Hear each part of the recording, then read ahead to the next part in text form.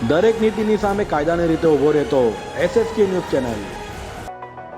GST number અન્યનો વાપરતો હોવાનો દમ મારી 75,000ની લાંચની માંગણી કરનાર કોન્સ્ટેબલનો સાથીદાર એસીબીના હાથે ઝડપાયો છે, જ્યારે કોન્સ્ટેબલ ભાગી છૂટ્યો હતો।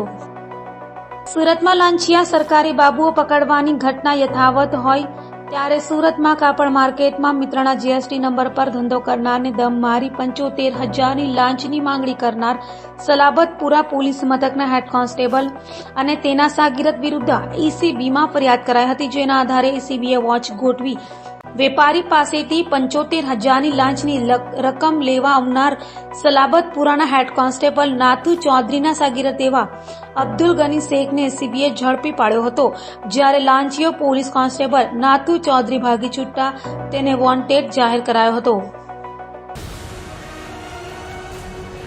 દરેક નીતિની સામે કાયદાની રીતે ઊભો રહેતો SSK ન્યૂઝ ચેનલ।